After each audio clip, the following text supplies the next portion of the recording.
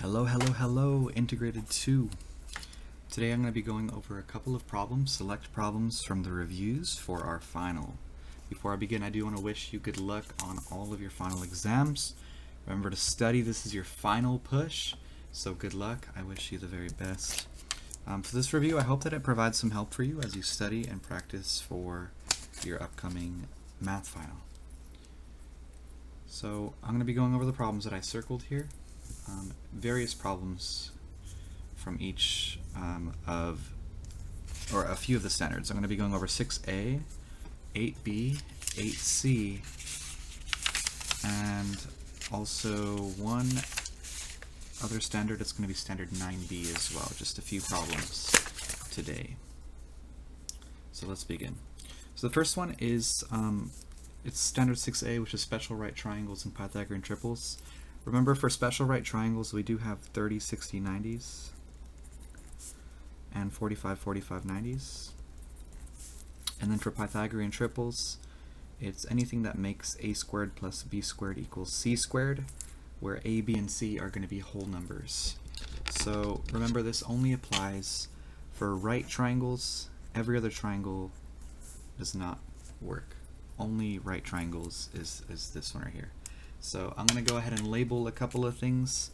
First off, if it's a 30, 60, 90, it's going to be 1 across from 30 degrees. It's going to be a root 3 across from 60. And it's going to be a 2 across from 90. And this will be up on a poster during your final exam. So you don't need to memorize that. Next up is the 45, 45, 90. We know it's going to be 1, 1, and then the hypotenuse is root 2. And then for Pythagorean triples, anything that makes a squared plus b squared equals c squared is going to be a Pythagorean triple. Remember that a is just a side length, b is another one of those side lengths, or legs as we call it, and c, we know that c has to be the hypotenuse. Alright, let's begin. So number one of the main Pythagorean triples that we know is going to be a 3, 4, 5. Remember, we can also double the lengths and make this a 6, 8, 10, but knowing 3, 4, 5 is very, very important. Okay, next one that we do need to keep in mind is 5, 12, 13. 9, 40, 41, and 8, 15, 17. While these two right here are the most important, there are other common Pythagorean triples. Remember, we can also just say that for this one right here, 9 squared plus 40 squared is equal to 41 squared, making this another Pythagorean triple. This second problem, number 2, is going to be a 45, 45, 90. So what we do is we label each of these sides like this. Across from 45 should be a 1. Across from 45 should be a 1. And the hypotenuse across from 90 should be a root 2. Now, when I label it this way, I know that this right here, when I divide those two, is going to be my scale factor. So I know that my scale factor is 2 root 2. Now all I need to do is to find out my missing sides. I need to multiply 2 root 2 times this value and 2 root 2 times this value. Now check this out. For letter B, we have 2 root 2 times 1. We know that the answer for B is just 2 root 2.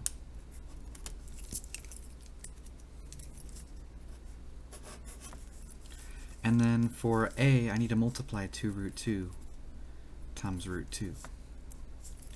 Well, root 2 times root 2 is just 2, and 2 times 2 is 4.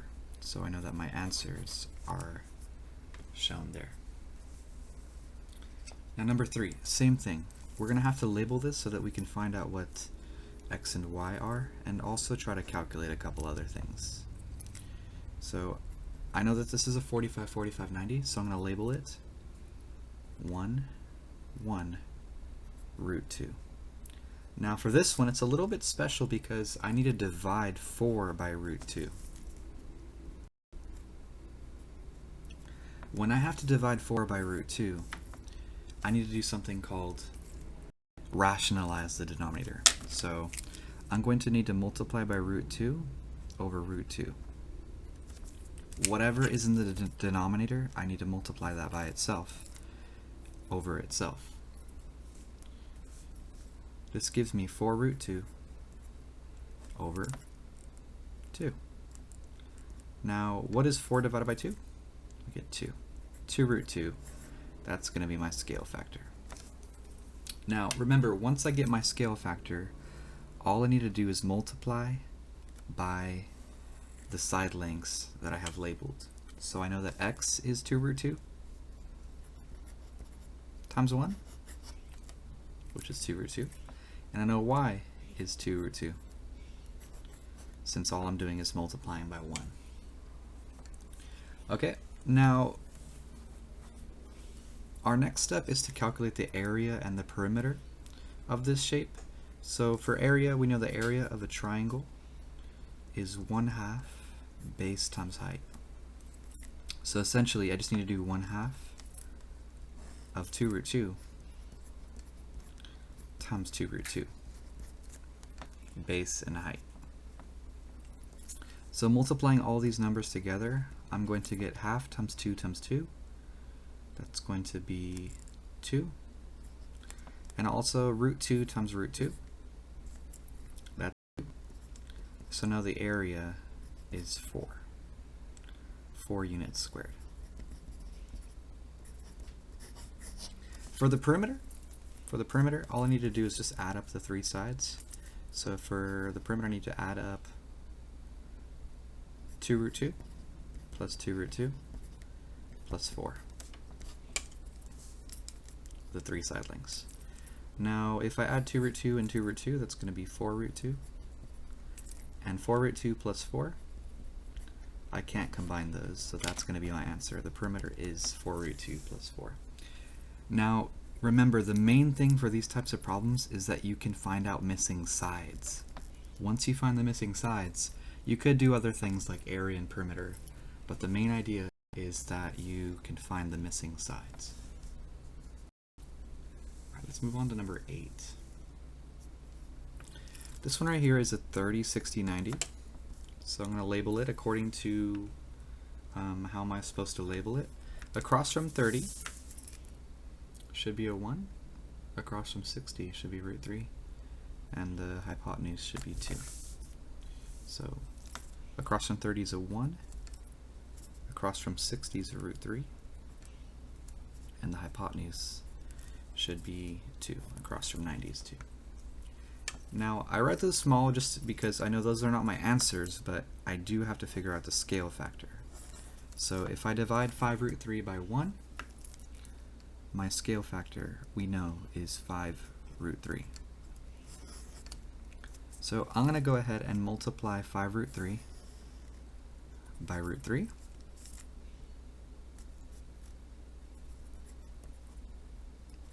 Five root 3 times root 3 is going to be 5 times 3, which is 15. V is 15. Now for W, I'm going to multiply 5 root 3 times 2. 2 times 5 root 3 is 10 root 3. Because all I can do is multiply 2 times 5. And that gives me my answer. Okay, let's move on to number 10 and number 11. This one, I know since it's an isosceles triangle, I know this is a 45, 45, 90. So I'm going to label this 1, 1, and root 2. The scale factor is 18.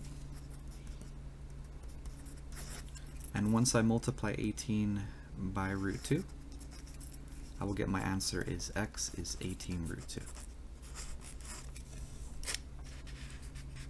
For number 11, This is going to be a combination problem. We're actually going to be solving two triangles at once. It's going to be a 30, 60, 90, as well as another 30, 60, 90. The idea is that you'd probably need to cover one triangle to solve for W, then use that to solve for Y, or vice versa. So I'm going to process this for a minute and see how we can solve it. Give me one moment. Okay, so I decided that I'm going to solve for W first. This is a 30, 60, 90, so I'm going to label it 1 root 3, 2. That gives me my scale factor for this triangle is going to be 4. 8 divided by 2 is 4.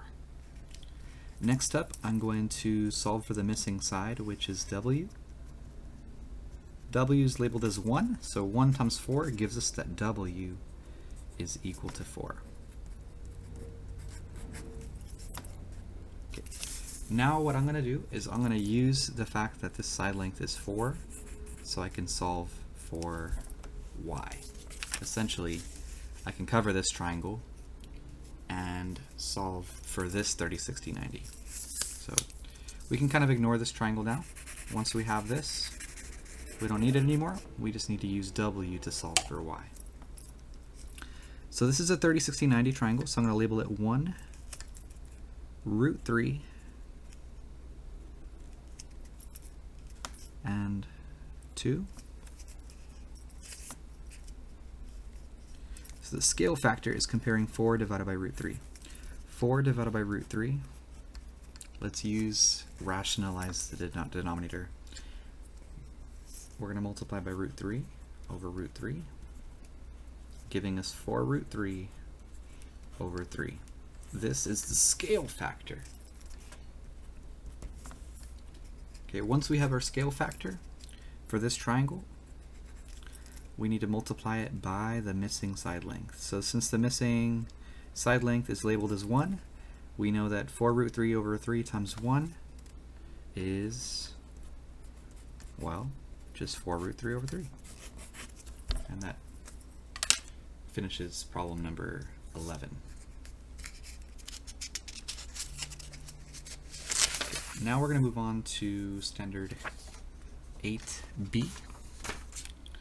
I'm going to be doing number 1 and number 3.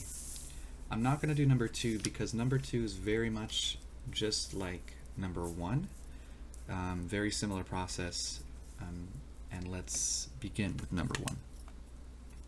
So for number 1, our idea is to find not only the perimeter,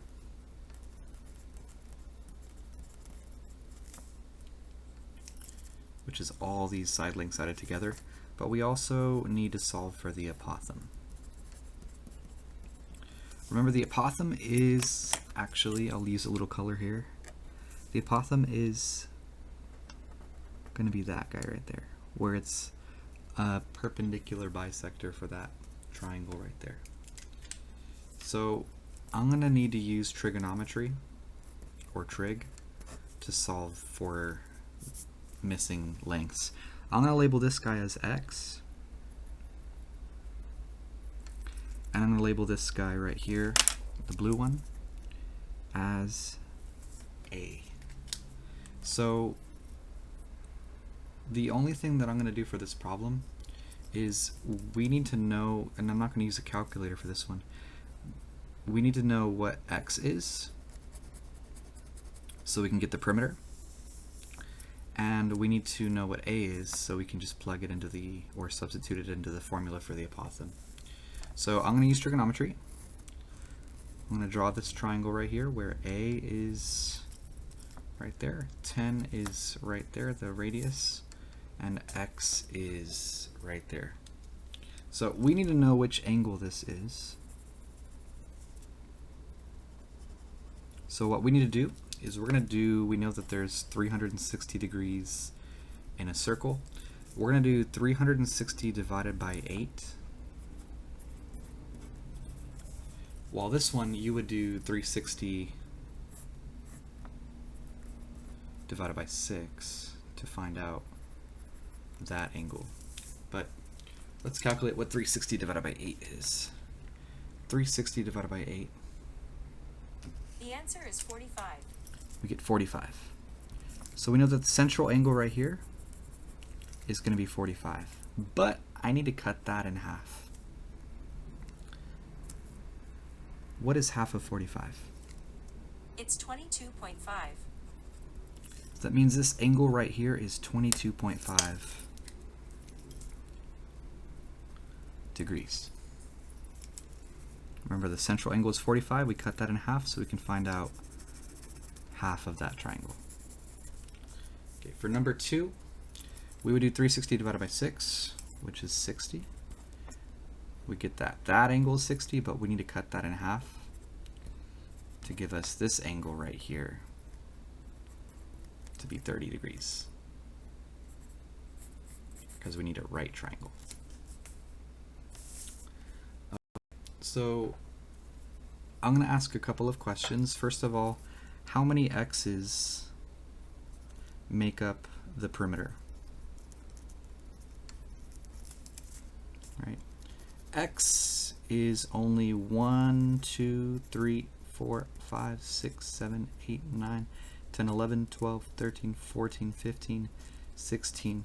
We have 16 x's that make up the perimeter. We need the perimeter, so we need 16 x's.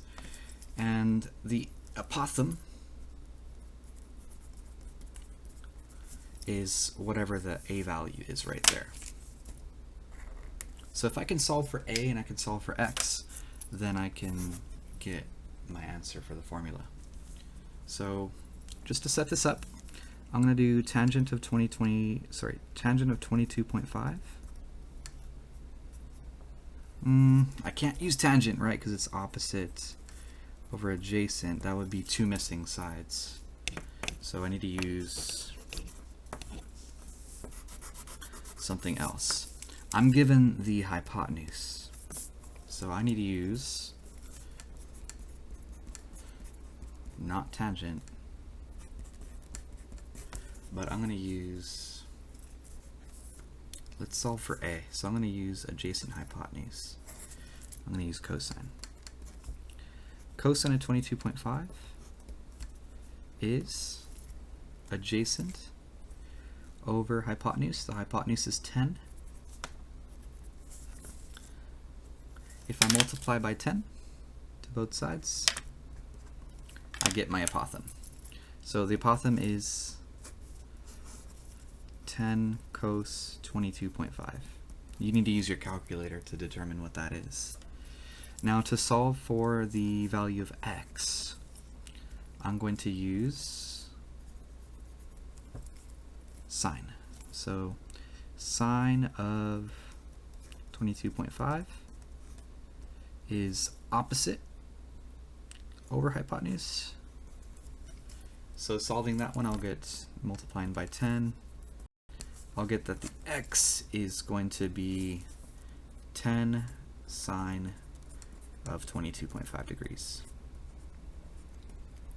So remember, if I need to multiply that by 16, because there's 16 x's to get the perimeter, then I'll be able to get my answer. I'll stop that one right there. All right, number 3. Find the area of the shaded region with a square when a square is inscribed in a circle with a radius of 6. So for this one, I need to know two formulas. The area of a circle, which we should memorize as pi r squared, and the area of a square. Now, we can use multiple methods to find out the area of a square. We can use either length times width if we know the length and width, or we can use the fact that it is a regular polygon. So the idea for the area of the shaded region is we're going to take the area of the circle and we're going to subtract the area of the square. So let's just quickly, because that's what's going to be the shaded region, is when we take the whole area of the circle, but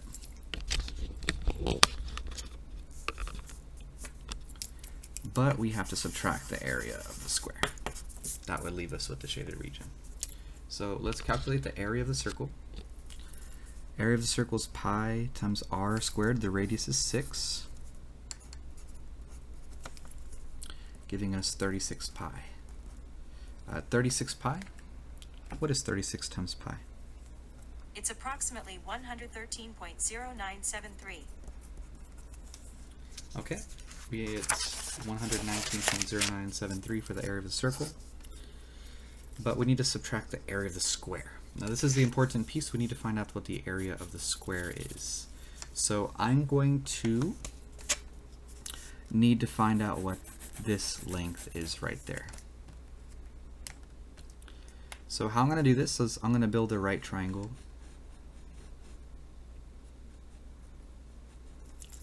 We get 360 divided by only 4. That gives us that this angle right here is 90 degrees. And if we cut that in half, we get that this angle right here is 45 degrees. So that means we can use either trigonometry, or we can use the fact that this is a 45, 45, 90 triangle. Okay, I'm going to go ahead and use a special right triangle for this one. 45, 45, 90. And I'm going to label this, just to be very careful, I'm going to label this X.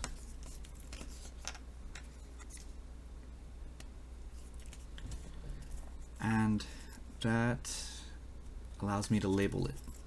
It's going to be a 45, 45, 90, so I'm going to label it 1, 1, and root 2. The scale factor is going to be 6 divided by root 2. If I rationalize it, that gives me 6 root 2 over 2. And if I divide those two, it gives me 3 root 2. That's my scale factor. So I know that the scale factor gives me, if I multiply by 1, it gives me 3 root 2.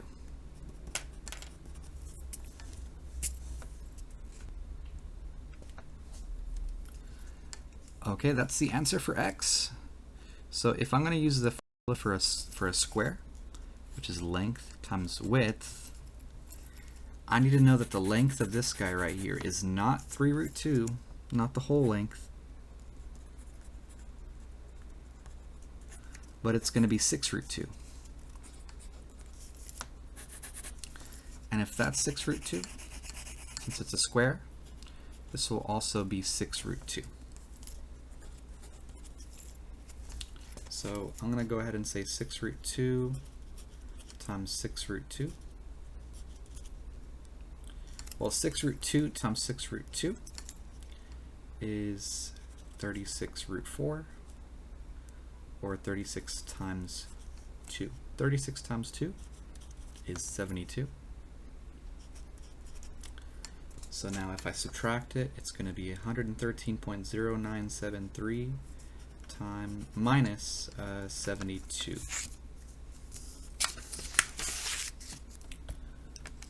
113.0973 minus 72 gives us that the area of the shaded region is approximately 41.0973 or 41.1 inches squared.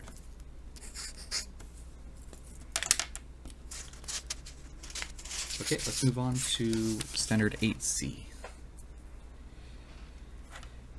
We're going to do number 1, 2, and 4. So for standard 8C, we need to use the idea that we have r squared, and r cubed, where r is the scale factor, or ratio of the sides. R squared is the area ratio. and r cubed is the volume ratio.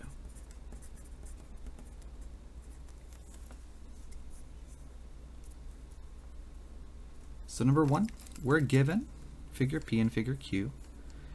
The areas, we're given the areas. The area figure area figure P is 54 units squared. And we're asking for the area of the second figure, figure Q.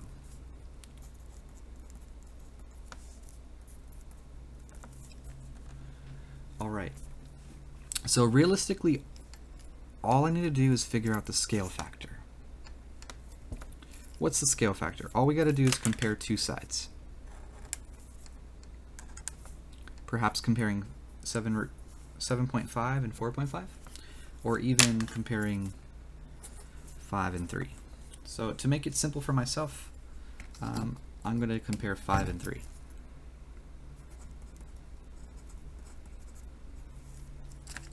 What is 5 divided by 3?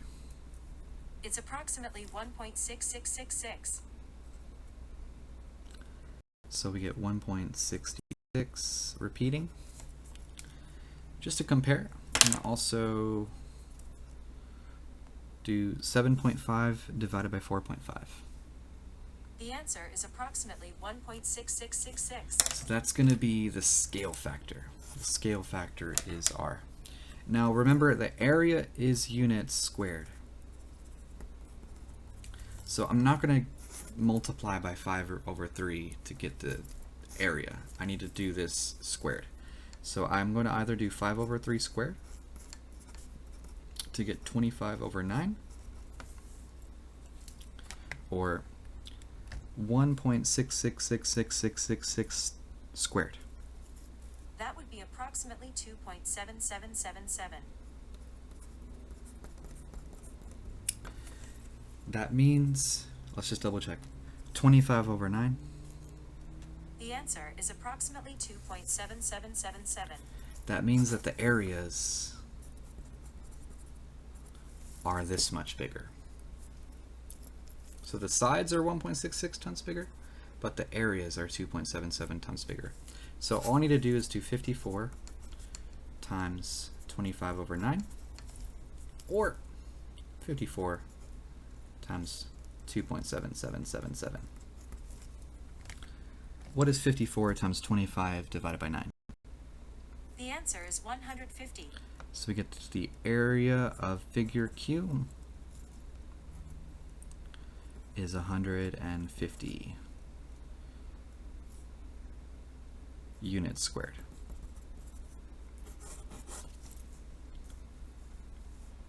Alright, number 2. If the side ratio of two similar figures is 4 to 7, it's going to be scale factor.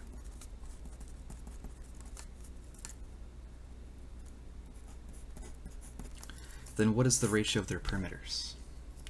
Well, ratio of perimeters is still a ratio of sides, which is still scale factor.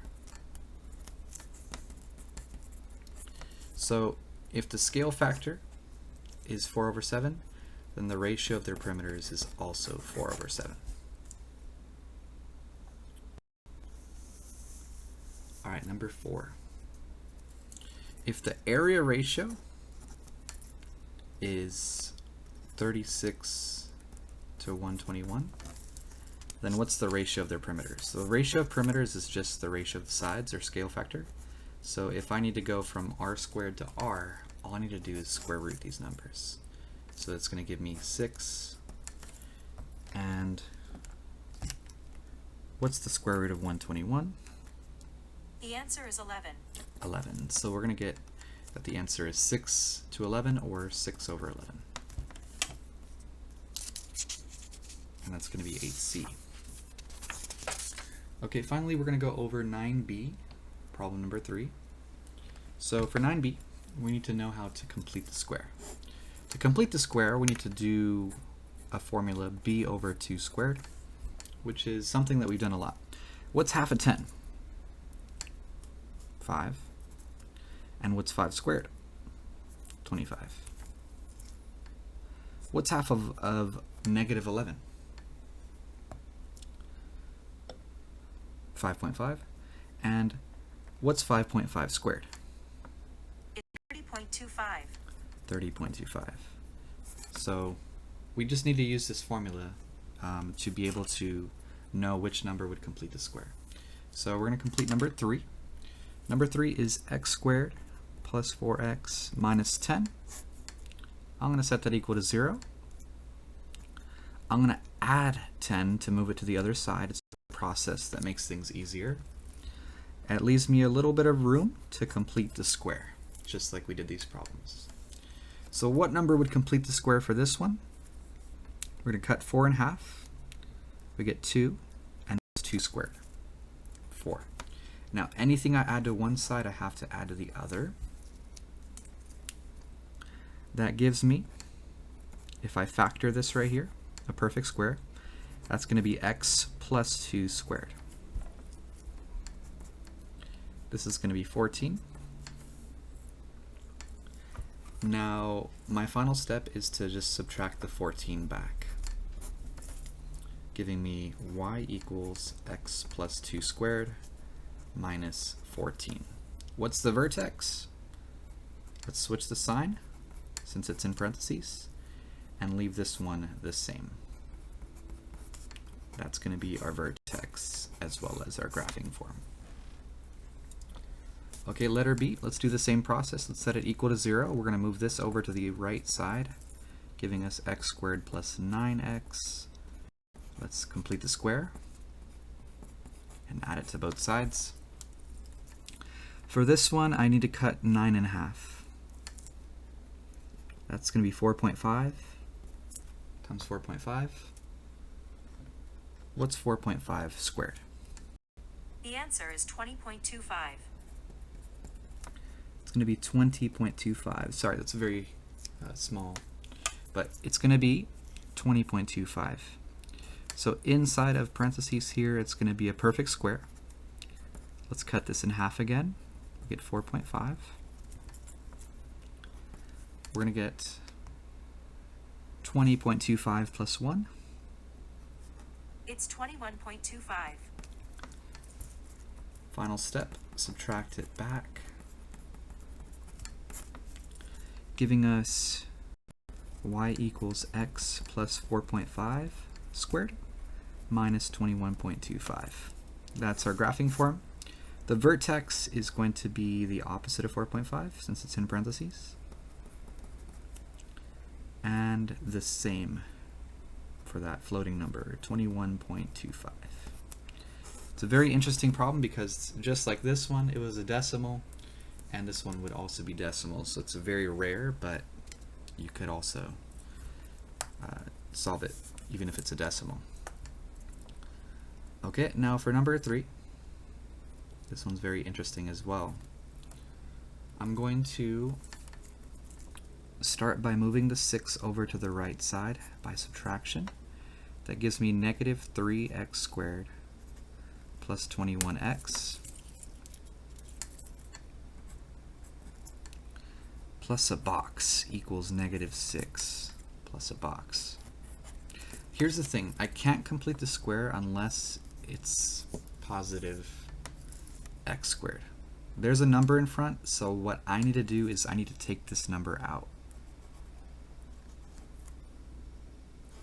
Now if I factor out a negative 3, what would that give me? Negative 3 times x squared. Now negative 3 times what is 21? Or what's 21 divided by negative 3? Gives us negative 7x. And I'm going to do this box again.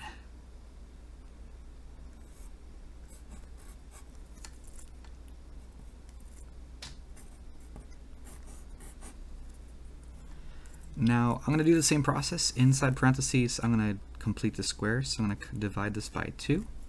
It's going to be negative 7 divided by 2, or half of negative 7 is negative 3.5. What is negative 3.5 squared? The answer is 12.25. So now the only thing that I have to be very careful about is I do not add 12.25 to the right side. I can't. Because what is it actually if I multiplied by negative 3 using the distributive property? Am I really needing to add 12.25 to the right side? Or is it multiplied by negative 3? What is 12.25 times negative 3? The answer is negative 36.75. Yeah, I need to triple this number because it's distributing via parentheses. So that's going to give me negative 3. Let's factor this by cutting that number in half. X minus 3.5. And let's add those up. Negative 6 minus 36.75. It's negative 42.75. Making this a very interesting and crazy problem. We're going to go ahead and add that back to the left side, giving us negative 3 times x minus 3.5 squared plus 42.75. I can go ahead and say y equals at that point. Now, as the most extreme example, the vertex is, let's switch the sign, 3.5, and leave this the same.